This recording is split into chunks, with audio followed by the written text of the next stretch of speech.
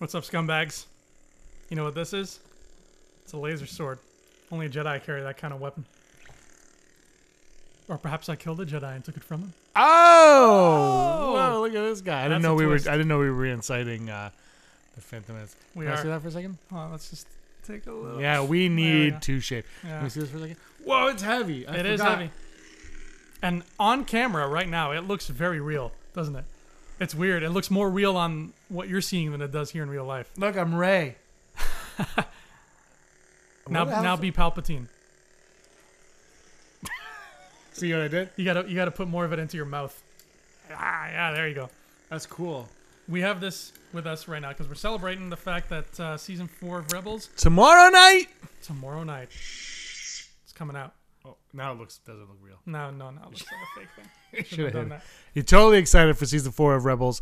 We were lucky enough to watch episode 1, part 1 at Star Wars Celebration Orlando way back in April. That was the only panel of the major panels in the morning that we got tickets to, and we got to sit there with Warwick Davis, and we watched the first episode. First, we saw the trailer. Everybody saw the trailer. It was online, blah, blah, and we were all like, that looks really, really cool.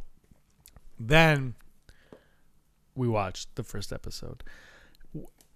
If you recall, what were your first thoughts coming out of that episode? My first thoughts were that was really good, but I can't wait till the Mandalore stuff is done and we move on with Empire stuff. Yeah. That's actually exactly where my head was too. Yay. And I was like, oh, this is part 1 and 2. Okay. It's a fine episode. Mm-hmm. The episode is fine, but I'm totally with you. I was like, and look, this might not be a popular opinion, but I like the Mandalore stuff, but I'm not in love with the Mandalore stuff. I'm more into the Rebel stuff. Give me the Rebel stuff. And yeah, so this episode was, I remember when we watched it, we were like, was that the first episode or is that like episode 5? Like, where does that fit? And it turns out it's the first episode, which does make sense, but it's also like, it seems like it could be fit anywhere, which again, what we talked about yesterday on the show, it's doing this, you know? Yeah. It's like, okay, did we need to go right to this story? Like this is your final season. You're doing 15, 16 episodes, and this is how you're starting it. That was my feeling. I was like, I don't know. I really wanted that like big, because the season premieres every other season have been fairly big. They have. This one feels like a middle of the season episode. Now, granted, we only saw part 1. Yeah, so I can't comment on part 2. I'm only Yeah. commenting on the one that I saw. Who knows? Maybe part 2, Thrawn shows up. Maybe there's a lot more Imperial stuff going on. By the way, I put on my only orange piece of clothing to celebrate. Rebels is very orange. So maybe we just missed something that's gonna hint. at more Yeah, important. you know what? The reactions from what we saw at Celebration and what Fan Expo Toronto, when they showed parts 1 and 2, were overly ecstatic. I know the critics have been sent out the first 4 episodes or whatnot, and they've got to watch it. Mm-hmm. Well, we did not get those.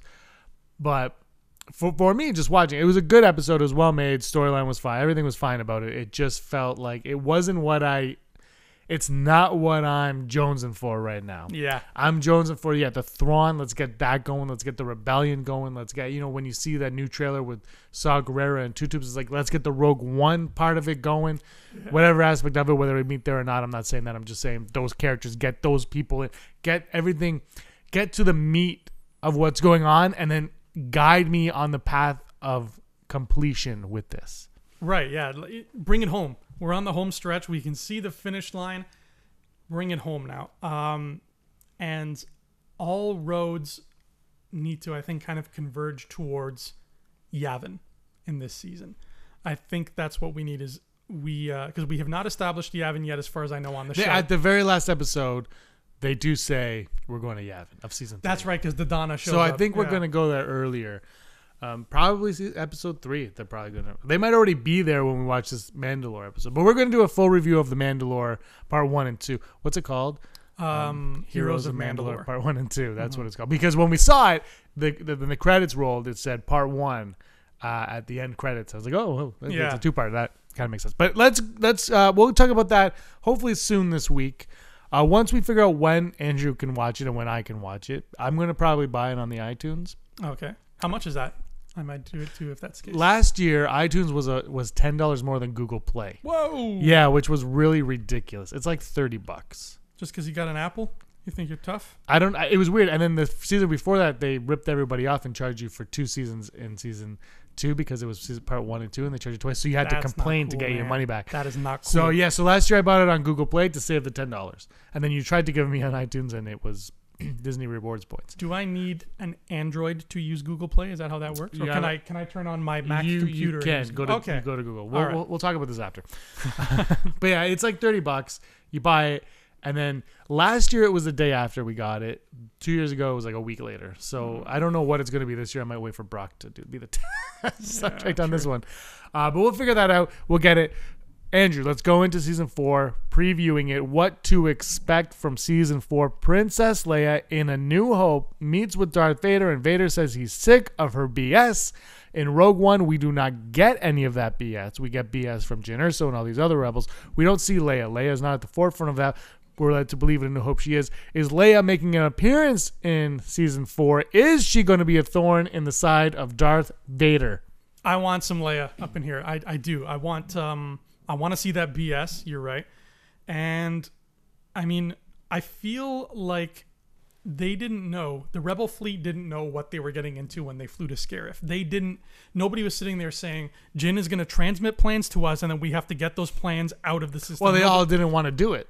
Right. They're all like, oh. Right. Like nobody, even the people who wanted to do it didn't even realize what was going to happen once they got to Scarif. So I don't think that Captain Antilles and Leia and the droids got on that ship, sat in Radiss's hangar, and said, wait for them to beam the plans to us and then we'll leave. I don't think they were there knowing that was going to happen. I think that was just the plans got to them, so they're like, let's run. I think it was just all a matter of circumstance. So I want to know, obviously she was there to help in some way. So she's involved. She's on Yavin. She's involved with the Donna. She's involved with Raddus and Mon Mothma. Give us that. And because we're getting Mothma, we know that for a fact, and I think we're getting Donna. Leia's not, she's never far behind, and she is crucial to the rebellion right now at this point in time. I've heard different things, and I've heard from you that Filoni said we won't see the Rogue One events. I've heard from other people that Rogue One is going to be the mid-season finale. I hope that's the case. I thought that's what I heard, and then people are telling me he said we might not even see Rogue One, and then I read an interview, and he's very vague. But it sounded like the whole thing could end before Rogue One even happens. I'm not a fan. I don't mind if we never see the Battle of Scarif at all. I'm cool with that. But I think it would be neat to have it happen off screen, and then at least we know, okay, this is where we're at. Well, I think if when we did that video, is Ezra the Black Scout Trooper? That's a way to do everything. I'm not saying that's it, but that's a way you do it, where you acknowledge that these events are taking place, because you have, like the way I said that one is, you have Ezra join Saw's group. He wears that Black Scout Trooper costume, but that's not his story. His story's over there. That's just a stepping stone for him to get to his story. Yeah. So he goes into the Rogue One plot and then out of the Rogue One plot to his own plot. Do you know what I mean? Like, you bounce through, and that's a way to do it with any of the characters. You can put any character, go in like, oh look, we've got to go, that's Jyn Erso, so let's go that way. And then so she goes there, you go there, Scarif is happening, but you're dealing with whatever. But obviously we know that Hera is at the Battle of Scarif.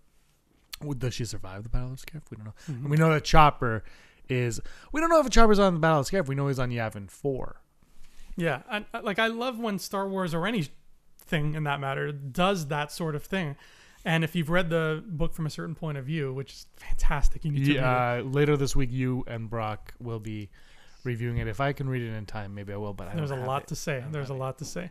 But if you've read stories like that, then you know how fun it can be to see things you're familiar with from a certain point of view. For one, I think it would be neat to see Hera in Yavin getting paged, like we heard in Rogue One, and we see her going to whoever's paging her and being like, "What's up? What do you need?" You don't need to show us Jyn and Cassian and K2SO. You don't need to show us fighting on Scarif and Blue Leader and all that. If you want to, I'm not going to complain, but I'm not expecting that. I'm expecting that the Battle of Scarif is going to be something that is background for the most part, but I want to know that we are there when we're there. You know what I mean? I want to know, like, Rogue One is happening right now, if that's the case. Like, don't hide it. Don't have them like Chopper finds a butterfly on Felucia and then be like, oh yeah, and that took place during the events of Rogue One. Like, don't do that. You know what I mean? Like, make it clear in the plot that this is happening right now and there's important stuff that they are doing. Yeah, I think it would be even cool if we go on an adventure with Kanan and Ezra and whatever, and then they check in on Hera, and Hera's at the Battle of Scarif. Yeah. It's like, we're in the middle of something here, Kanan. We could really use you. I'm dying. Yeah, exactly. That'd be sad too. I know. And then she's like, do I go save the man I love or do I stay here and I fight these people? And she totally stays there to fight for the rebel because that's what Hera would do. That's Hera. That's what Kanan wanted to do. She's orange. Represent. Now we've talked before. I think we've made a video about it, about what I think is going to happen to Kanan, Ezra, and Ahsoka Tano. Yeah. I think that they will end up as the. If you haven't seen the episode, we'll put a link. But I think that, long story short, they are going to end up as the Mortis people, the father, the son, and the daughter. They are going to become that because balance something. Okay, and I like that idea. Mm-hmm. But there are people right now watching saying, but no one knows what that is. People that watch Rebels don't know what Mortis is. And if you're one of those people saying that, you're not wrong. You're not wrong. No. So, Andrew, tell me in a convincing way how they can do that on Rebels without losing the audience. I'll put you on the spot. It would obviously, you would need to introduce Mortis earlier. You don't introduce it in the same episode that you introduce the concept of them becoming the guardians of it. Drag it out, make it like a 5-episode arc. You have a reason. You have to bring Ahsoka back anyway if you're bringing her back. So tell us that she was there. Tell us that she was after her fight with Vader. Maybe she went there or she meditated and her spirit has been there. And she, Kanan and Ezra have never seen that place or heard of it. So she can explain it to them, and through them, the audience, be like, this is a place, I went here once. We can even see flashbacks if you want. I died on this world. My master saved me. My master is now Vader. Our presence on that world killed the 3 beings who live there and upset the balance. We got to bring that balance back. There's a way to, throughout, if you do it over multiple episodes, you can absolutely do what I just did in a much more eloquent way and put emotion behind it and give us an explanation and a reason that it's plausible for them to go there. I'm with you. I think, whenever people bring up theories, there are different types of theories. Some that are just dumb, and some that are like, what? And then some that are plausible, and some that actually come to pass. Mm-hmm. And the one argument people have is, how do you explain that? Everything you can think of can be explained simply. Yeah. Every single thing, there is a simple explanation for everything. And if you know how to write, you can explain something easily. You can put anything you want in any situation, in any storyline, in any medium, and explain it to somebody who is brand new to who you are. So I don't think that's an issue. Personally, I don't. But as somebody who writes, I know, because it's like, I got to explain this, but I don't want to spend a paragraph on it. You find an easy way to do it. There's always an easy way to do it. Yeah. It doesn't have to be the most thought out way. You could be leaving information out. But again, with Star Wars, that's what we have: books, comics, video games, board games, every other type of thing that's not a movie or TV show. We have the ability to go back and explain things further. Like that, like if they decide to do that, which I don't know if they will. This is your theory, so whatever. If they decide to do that, though, and then people watch like, that was cool, what in the F is Mortis? You either go back and you watch the Clone Wars, or Del Rey or Lucasfilm book publishing thing is like, guess what? We're going to have a book that's called Mortis. Here it is. Yeah. Look at it. And it could be just being an encyclopedia book. And you're like, oh, it's like a, an educational book on Mortis. And we got that textbook on Mortis. And we already got that kind of with that big galactic atlas book. Yeah. And that's what this, like, just if you give that and you're like, oh, Mortis, okay, I got it. Okay, now I completely understand Mortis. You might not completely get it, but you understand that they're going to live there as Force ghosts. That's all you have to do is be like, This is where the Force is balanced. It's out of balance. We need 3 people to balance it. Boom, boom, boom. However, I would think that Ahsoka could be the father. Yeah, absolutely. And be the mother now. I mean, like, I only made the daughter connection because, like, the daughter literally gave her life to save her. But it can, you can swap. I just say that around. because she would be the most. Yeah, she has seniority over over those. Look, two. if that comes past, bravo. If not, whatever. But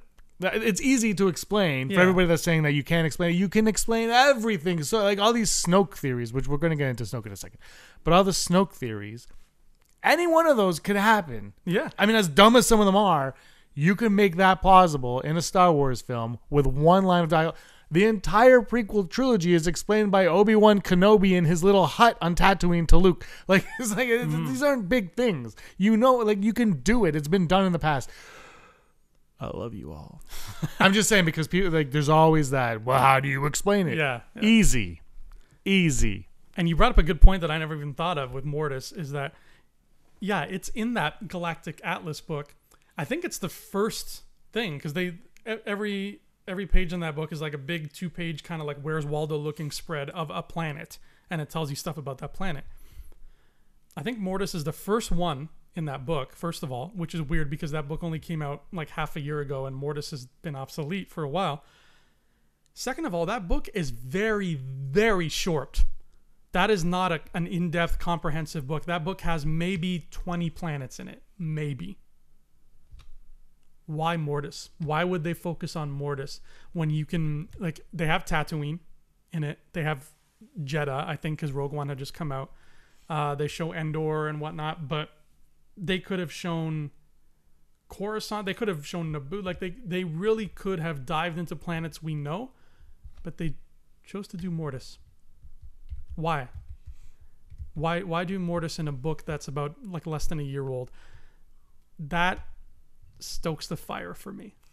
That makes me think because it's still on their mind and it's still important. Like, I don't know much about Mortis because every time I watch those episodes, I feel like I'm, I don't even know what I feel like. It's weird to me, but I can see. Look, you're not going to do it in a film. I don't think, because it hasn't been in a film. And why would you? It as simplistically as you can explain Mortis, it's still a mind F. Yeah. But you've done it in a cartoon with Ahsoka, who is now a character on your show, who may or may not have died, who did die on Mortis. So you have an in, and your explanation is just exactly what it says. It's like, this is the balance of the Force. We need to do it in order for blah, blah, blah. Okay. And then you fit your rightful place, and they say their tearful goodbyes, and then they go, and they all... Exactly. And that's it. And you have it. And I think anything is possible. That's possible. And that's possible for me. Yeah. Or you just kill them off. I do like the idea. Some people are saying that Ezra and Kanan could join Thrawn and go to the unknown regions and find out what the hell's going on out there. That's neat. I kind of like that idea. But the Bendu mentions Thrawn's death. Mm-hmm. Like, does he mention Thrawn's death and we don't get it this season? I could live with that, but why mention it at all? I think once I don't know when that Thrawn sequel book is coming out. Did they announce next year? Next year. We don't know a time frame of that book. I'm assuming it takes place right after the first book, but that may or may not be the case because I feel like Rebels takes place right after the first book because now he just maybe it takes place in some time in the first book. Maybe. Maybe they're just playing with the timelines, and he's like, I just want to write another book. And they're like, whatever. Yeah, they might be. But, I mean, Eli Vanto went back to the unknown regions. So I think we assume if he trusted Eli enough to send him back out there, I assume that it's only, as far as Thrawn's concerned, he's like, okay, it's only a matter of time before I go back there and do what I have to do. So if he dies in Rebels, he obviously won't get that chance. But I like that idea. I like the idea of him going back because he has important work. Or if not being able to go back, then at least seeing that important work because we've established now it's important. Because you can imagine a scenario where Kanan and Ezra and Hera, whoever, Zeb, maybe not, and maybe just those three, Zeb, Kanan, and Ezra, let's say them, they have Thrawn cornered. Mm-hmm. And they're going to take him out and, in prison, whatever. Then Thrawn's like, you don't understand. There's a bigger threat out there. I'm not here for the Empire. I'm here for this threat to make sure this galaxy is prepared. Yeah. And blah, blah, blah, blah, blah, unknown regions. and then they're reluctantly they go with him. But the other problem, if they do that, what's the end game there? Where do we get the conclusion to that? This isn't Aftermath where we get a trilogy. I mean, Aftermath ended on a cliffhanger similar to that, so Star Wars is not opposed to doing it. But where do you go from there? You're right. I don't know if the plan is to do another Thrawn trilogy of books like they did before. I mean, but is it a satisfying ending for the 8-year-old watching Rebels, who's not going to read the Thrawn books? He's not going to read the Thrawn books now because they're very complicated and grown-up books. But when he gets older and he starts wondering what happened to Thrawn, they will be there. That's true. So I like the idea of his story continuing in the unknown regions. I like the idea of him being alive during the original trilogy, but he's just not around. He's out there. He's doing his thing. So, what if Thrawn is Snoke and the Praetorian Guards are Kanan and Ezra? There's only 2 guards? Well, there might be a third, and that's code. Eli. You cracked the code. Right? Boom! Ryan Johnson. Could you imagine? That'd be the worst. He's not even blue. He was kind of blue. Now he's definitely not blue. All right, let's Snoke. Are we going to get any kind of hints to Snoke in season 4 of Rebels? And I don't mean, oh, there's Snoke. Right. Look at old man Snoke walking around. Crazy old Snoke. Imagine that's exactly like, oh, there's Snoke. Crazy old Snoke on Lothal again. But a lot of people are hinting at Snoke and his connection with Mandalore. The first 2 episodes deal with Mandalore. Are we going to get, not knowingly, a hint at Snoke season 4 Rebels? God, that's a good question.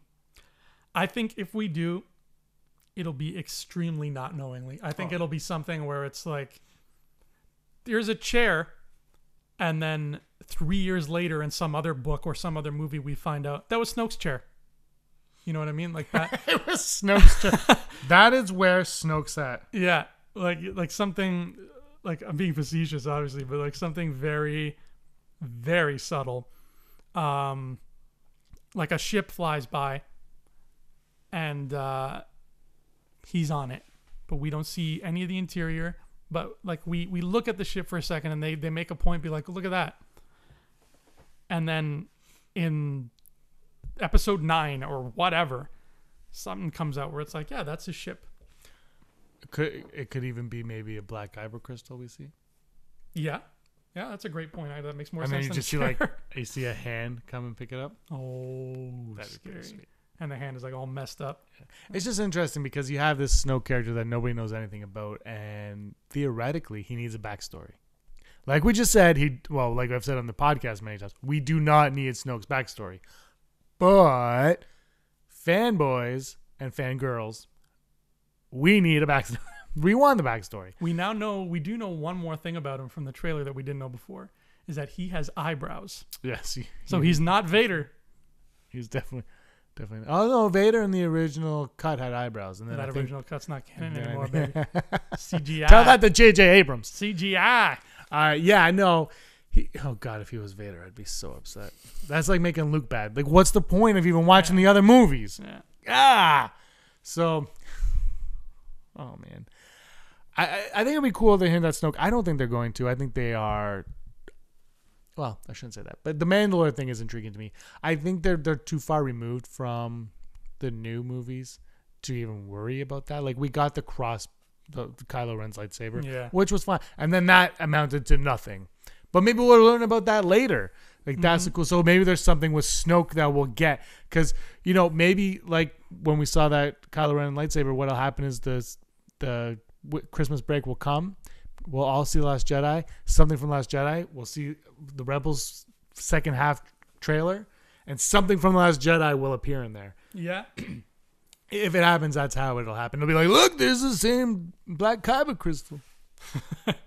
Yeah, I think you're right. I think the Kyber, if anything, is something that can definitely be plucked from one story to another, because a Kyber is timeless. It doesn't matter that this is 30 years, but 35 years beforehand. And the minute they put a Kyber crystal in Rogue One, they told the regular, everyday Star Wars casual fans this is a thing. Mm-hmm. We knew it was a thing. My parents didn't know it was a thing. They had no idea that was in a lightsaber. Why would they? Why would anyone know? That scene was deleted from Return of the Jedi. No one knows. But now everyone, they might not remember it, but it's there. Like, that information is there. And I think that really, above all, for me, was the point of Rogue One, was this is real, and this is real, and that's real, and now you know. So when you watch this, you're going to understand it. The wills are a thing now. Exactly. The Old Republic is like these giant statues. That's how I did. All right, let's move on to who's going to survive season 4 of Rebels and who's going to not survive season 4 of Rebels. Let's start off with Sabine. God, she's the hardest one too. You know what? I think she'll survive, but I kind of see her doing that running off with Thrawn thing. I can see her being part of that group if people do that. I'm really full bragging on this one because I said on yesterday's show that if she died, that would be the most impactful death. But also, if she left to go do that, that'd be impactful. You know, I'm just gonna screw it. She dies. Yeah, because I feel like if she, I don't think she will, but I'm just gonna say it. Yeah. I'm just gonna say Sabine. I'm gonna be totally wrong, but Sabine dies. If she becomes a leader for Mandalorian people, I would assume she would try to. Like we saw at the end of season 3 where she was dealing with her own problems and she couldn't help, and then she helped. I would assume that if she was alive and well during A New Hope, Empire Jedi, she would have offered some help at Endor or something. Maybe she did. Maybe she's there in the background. Who knows? But really, where was Mandalore in any of the exactly movies, right? That's the thing. They have an army. Where was that? And you can't. It just feels cheap to say like, oh, they were somewhere else. They were hanging out. Yeah, like if you're a huge army and you're helping out the rebellion, you're at Endor. You're not in. You are at Endor. So I feel like if she survived, she would become a leader, and she can't become a leader because they weren't at Endor. You see what I mean? So if she survived, then I think she would be going off with Thrawn and doing something else with her time. Fighting chiss monsters. Maybe there's like Cthulhu out there. Chopper. He survives. He survives. I say he's rolling around on Yavin with the rebels. Yeah, that's what. Well, he is. We know that from Rogue One, especially if Rogue One takes place after this final season. He's good. Yeah. Hera. Hera lives, but I think Hera is the one that they will say we've snuck her into the background. Hera's the one where they'll say she's there at Endor, she's fine, but it's just her, which makes more sense than Sabine because Hera's not bringing her own specific army with her. So I think they could cheat. If they're going to cheat anybody, they could cheat her and say she's there, she's doing her thing. She fought at Jakku, she fought at this battle and that battle, and maybe she sends a postcard to Kanan every once in a while. Says, "Hey, how's it going?" Hondo. How is that man still alive? I think, I wasn't going to mention him, but I think it's a fair thing to think about. But I think Hera's going to survive because they keep bringing him in, and I can't remember if he's in the trailers or not, but I can't see him not being in this season at some point. And I think his death could take an emotional toll on Ezra. You're right, it could. And he's expendable. You could get rid of Han. Like, there's no exactly. Any of these other ones we're talking about, for viewers, I mean. There's constant like, oh, you killed that, oh, you killed, oh, you killed, because toys need to sell. Not that I don't think they're doing, but toys need to sell. So you kill off a character, like, well, this person's dead. But Hondo, who cares? You could kill him off, and he can have an emotional impact on Ezra Bridger going down the road. I agree with all of that, except I think because it's Filoni, because of the way his sense of humor is. I feel like whatever this next cartoon is, he'll find a way to put Hondo in it again. To be like, there's one guy who keeps popping up in all these shows. That's true, but maybe he dies like this. When I open, he's not dead. I see what you're doing. Or the next thing takes place right before the Rebel. They got to move forward. I don't think Hondo can show up in the next one because the next one should take place after Return of the Jedi. I hope you're right. That's where I want it. And I don't think at what point is he going to die of old age anyway? How old do those creatures live? I don't even know. Is he a Nikto or a Weequay? I think he's Nikto. Yeah, we don't know how old they are. I mean, Chewbacca is 200. 200. He lives. So, it makes sense. Yeah, it does. You're right. Who's next? Give me more. AP5 is living. Yeah, he's he is living. He is basically doing 3PO duty.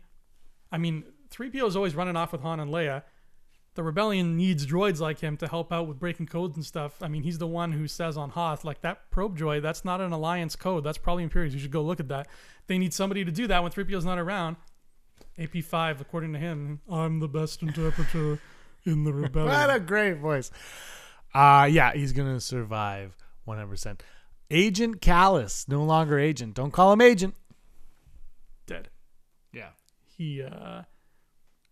But it'll be heroic death. He's going to go out heroically. You know what? I'm going to put this down right here, right now. I want Kallus to kill Thrawn. And I'm going to say that there is a full Brock chance that he will. It could be the hands around his neck. Mm-hmm. Yeah, I'm going to go with you on this one. But if he dies, I think he will die, and he's going to die saving Zeb or Sabine or Ezra or Hera or Kanan or AP5 or Chopper or Mon Mothma or Leia. The Bendu. I hope it was Leia. That'd be cool. Or Yeah. the Bendu. He's probably just going to shoot the Bendu. Zeb. Zeb will live, but he will go to that.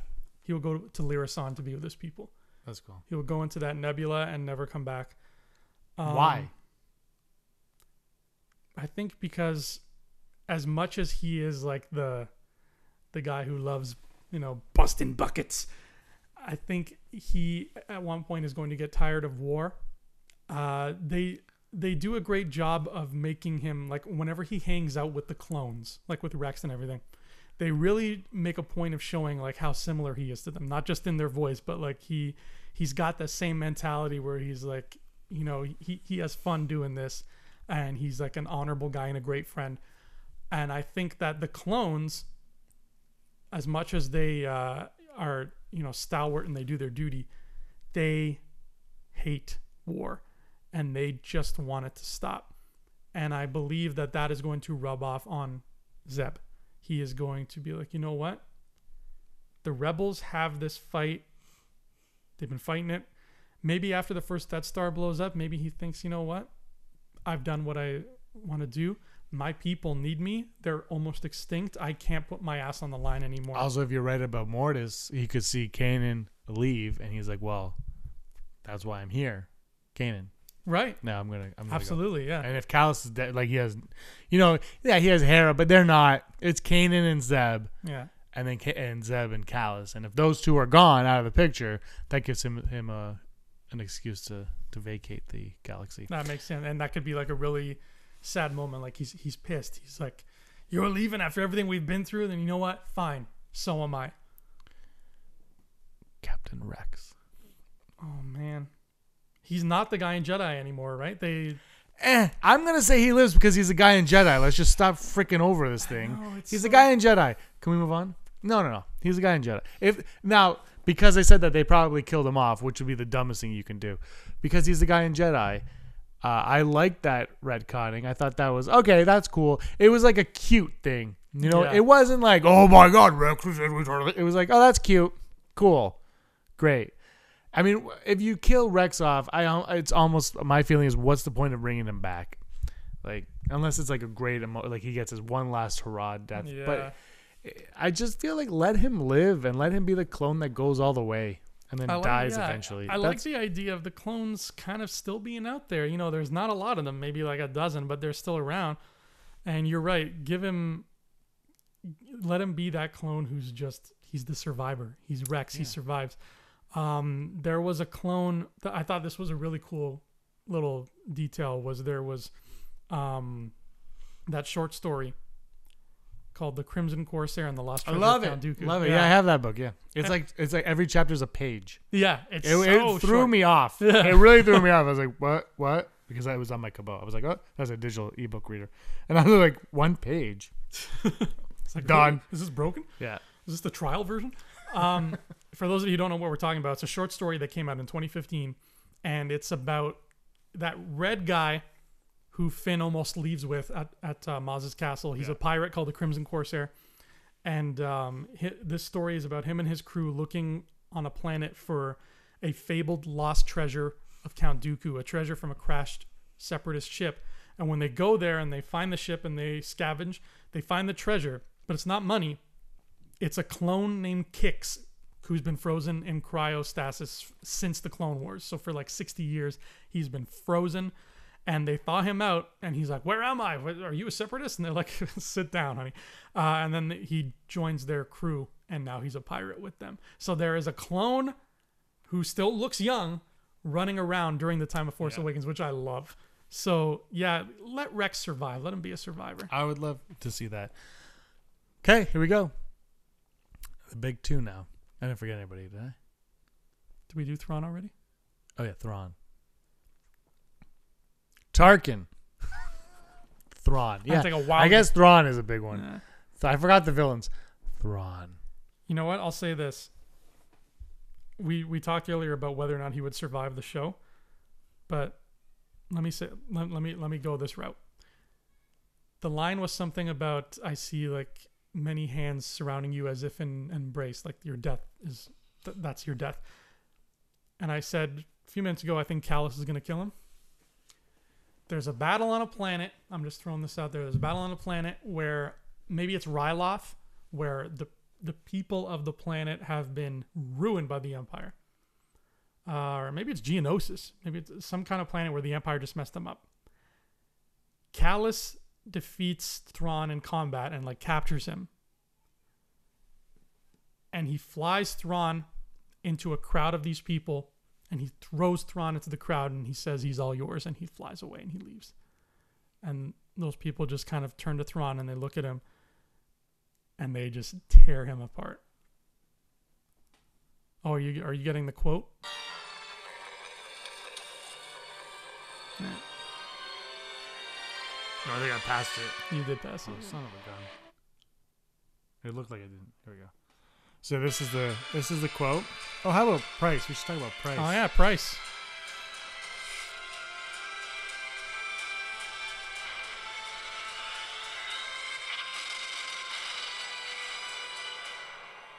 The remaining rebel ships Damn, that music. to hyperspace.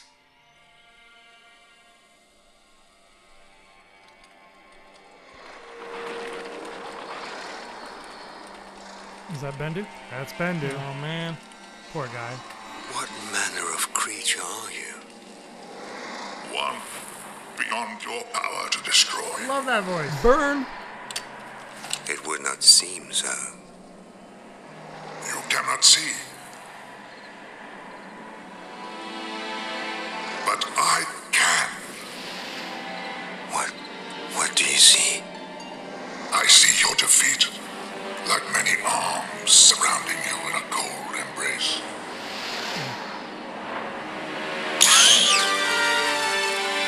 Bye, Bendu. So he doesn't say his death. He says his defeat. You're right. That's a point I always overlooked. He says defeat, which could be taken a few different ways. So maybe Thrawn makes it out.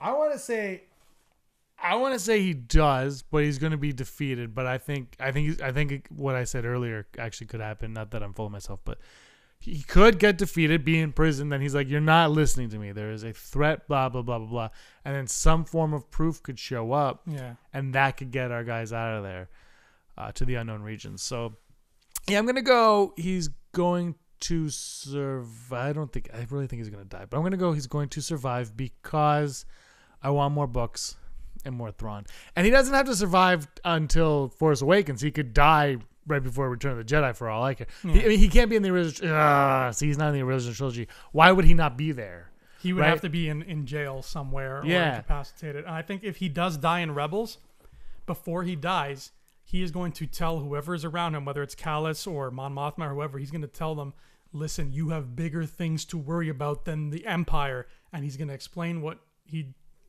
has going on. And they're going to be like, yeah, right. He's dead. And then eventually, like you said, proof is going to come out and they're going to be like, shit, Thrawn was right. What do we do? And then that story will move forward. Because I want to see that story. Yeah. All right. All right, and there's only 2 left now. Okay.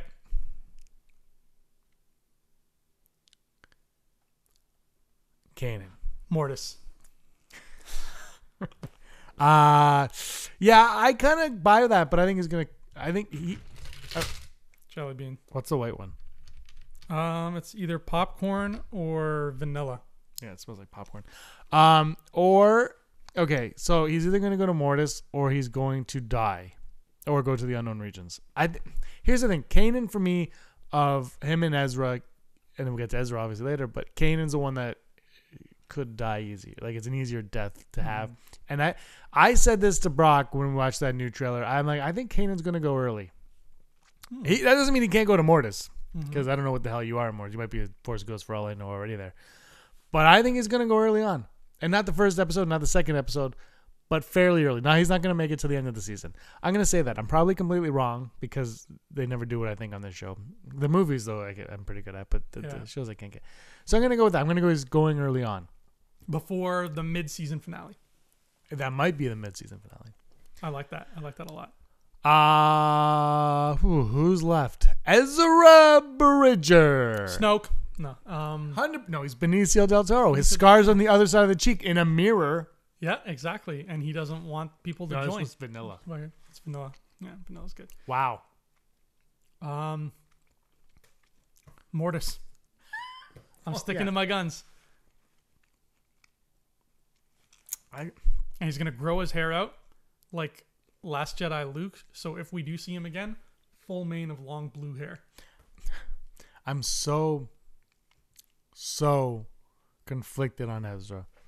I was convinced dark side, but now I feel if you do dark side, it's too weak. Like, he can't. He's not dark enough. Like, we kind of touched on it. The first episode of season 3, you're like, dark side, 100% he's going dark. There's no turning back from this. And then they don't really even deal with that again.